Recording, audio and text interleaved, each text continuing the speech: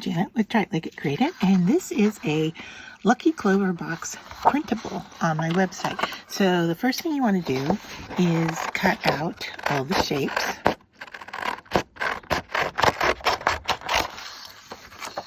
I have all my pieces cut out, and I've grabbed a little coordinating button, and I've grabbed some Distress Oxide in peeled paint and in frayed burlap to kind of distress the edges of my project. Now, you don't have to do this. This is just a suggestion. And if you're not very good at fussy cutting, this is a really interesting way to kind of go about saving your cut edges. If you kind of did a little rough cut, you can easily go around and ink your edges, and if there's any white paper showing, the ink's going to cover that up. And so you can see here, I'm going over the lighter version here. It's looking very brown, but I am going into the peel paint, which is a green color, but I'm doing it with the brown dauber. So I'm kind of mixing colors here on the edge of this. Now I'm just giving you suggestions on how you can enhance this piece. You definitely don't have to do this. If you just want to put the box together, if you want to embellish it, it's entirely up to you. So then I'm going to go into the frayed burlap, which is a darker color, and I am going to put the brown around the outer edge of this green just to cover up those white cut lines. You could do this with green ink.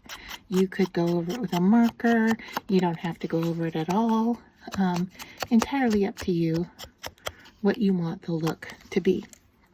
Now for the box, we can do that as well, but before we move on to that, I would like to show you how to score it. Now, if you have a scoreboard, that's great. If you don't need a scoreboard for this project. You can just use a ruler and a butter knife.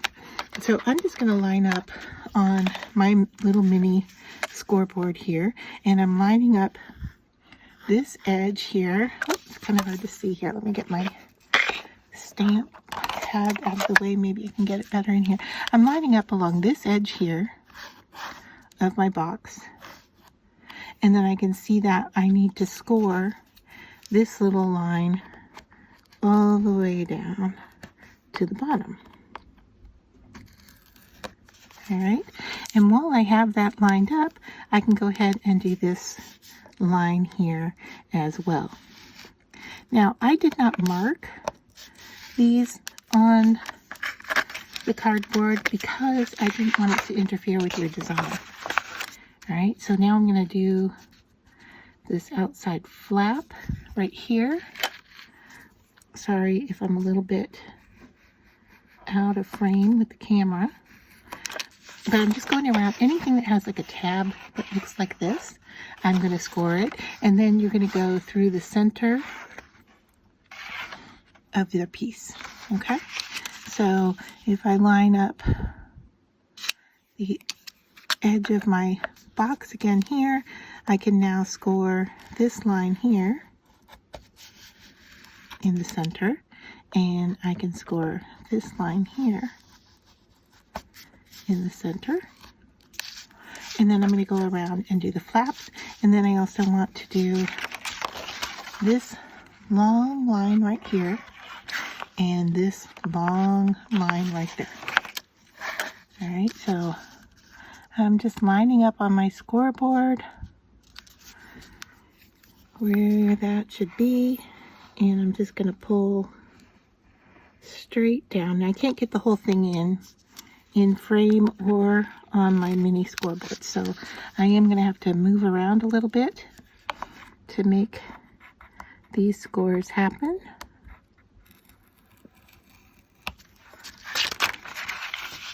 But it doesn't take a lot of time, and in fact you could probably go ahead and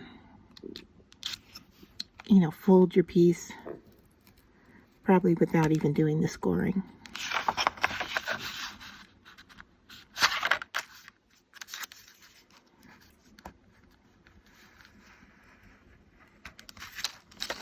I think if you have folded a box before, where you need to fold is pretty straightforward. But if this is new to you, then hopefully me doing this will be somewhat helpful to show you where your folds need to be. Alright, so for most part, I think I have everything folded now, and I can move this out of the way. And now I'm just going to go around and fold.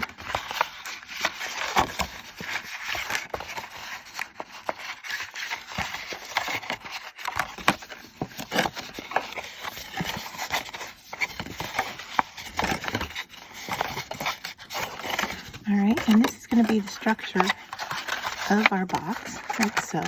I am going to go ahead and put some double-sided tape on both of these pieces here. I'm just reaching up and grabbing a piece off of my roll. I have my roll hanging on a hanger, and it's in front of me. It makes it easy just to grab some off of it. So I said that needs to get taped. Now if you want double adherence, you can go ahead and do these as well. So if I do those, I'm going to have to grab a little more tape here.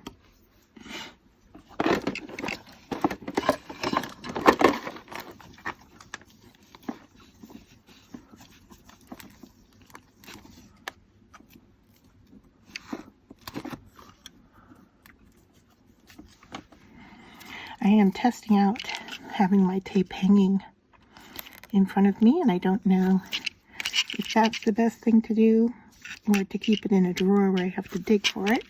So this is a new test for me to see how I like this.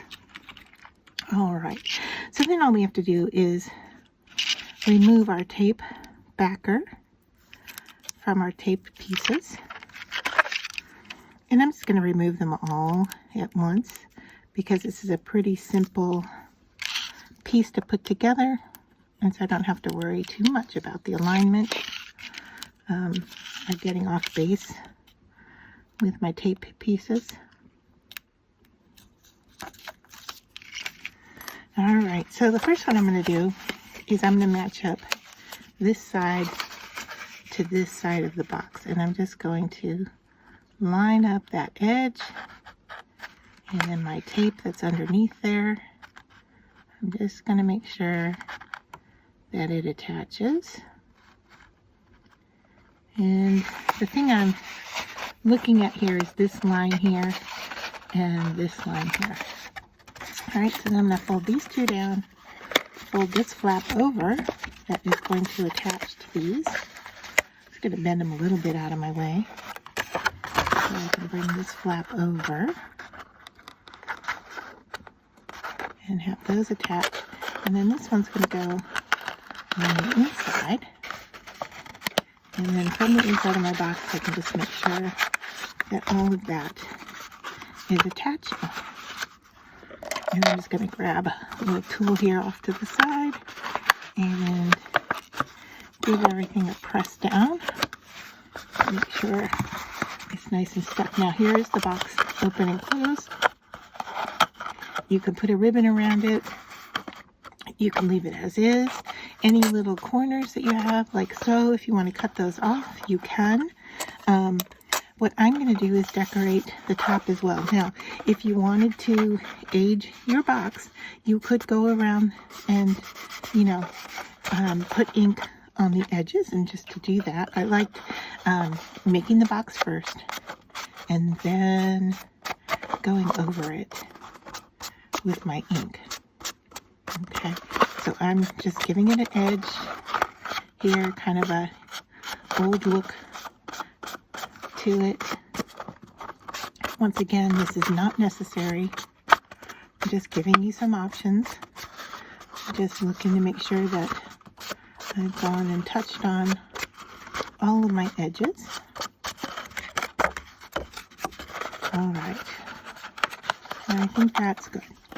So now we're going to go to the Clover pieces. And these are just going to attach to each other. However, we could, do a little bending if we wanted to. You could use a ball tool to make them curve a little bit. I'm just going to kind of curve mine up and down. So kind of pinching up in the center, pinching to the side, up in the center, and pinching. And I'm going to do that with both of them. So it just gives it a slight dimension, not a ton. But if you wanted to go in and, use a ball roller and really give it some three-dimensional look to the petals, of course you could do that. And then I'm going to stagger how they glue together. So I'm just going to bring in my glue, wet glue here. It could be a glue dot. It could be, for this project, it could even be hot glue. It could be double-sided tape. Pretty much whatever you have, craft glue, kids Elmer's glue, anything would work for this. I'm using a tacky glue. And then I'm going to take my button here that for some reason has a little red spot that keeps traveling around it. I think it has a little static to it. I'm just going to ink that up, or excuse me, glue that up. Now I could go even further by putting some glitter in the center of my button. So, to hide that center look, if I wanted to, I could fill this button with glue, add some glitter or some sparkle, shaker filler, whatever you would like. And then I'm going to attach this to the top of my box as a decor piece. And like I said, you could choose to do this or not. You could run a ribbon underneath it. You have the option to put a closure on your box if you wanted to do Velcro or a magnet, whatever would work. You could fill it with treats for St. Patrick's Day and then just, tape it shut for your recipient. However you would like to, adorn your little gift box. So I hope you enjoyed this tutorial on how to put together this printable.